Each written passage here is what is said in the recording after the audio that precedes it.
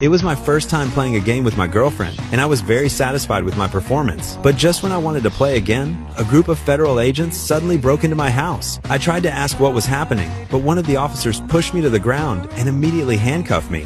Later, they searched my house and found a large number of artworks and a huge amount of cash, and even 2 heavy weapons. Fuck is this, Jimbo?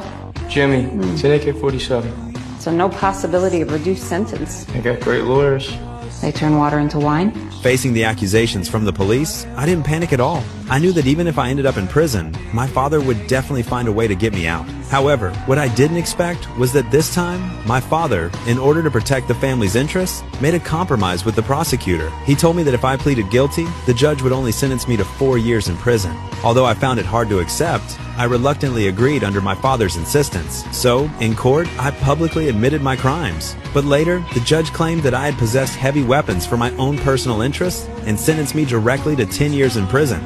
It was only then that I realized both my father and I had been betrayed by the prosecutor. In the end, I went to prison. A few months later, the prison guards suddenly took me to the medical room. Waiting for me inside were the prosecutor who had betrayed me and a female federal agent.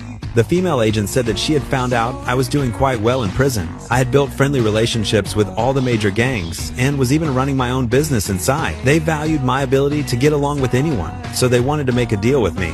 They wanted me to get close to a serial killer who had murdered many people. The police had never found the victims' bodies, so they needed me to obtain more useful information. In return, they would reduce the rest of my sentence. The offer sounded tempting, but I knew the prison that held the serial killer was full of mentally unstable inmates, so I immediately refused their deal. The female agent told me to think about it before making a decision. Before leaving, she handed me a file. That night, when I opened the file, I was deeply shocked by what I saw. The killer had already murdered more than a dozen people, all of them young girls. Yet, all the clues pointed to a man with a thick beard. The strange thing was, the police had never found any bodies, which prevented them from convicting him.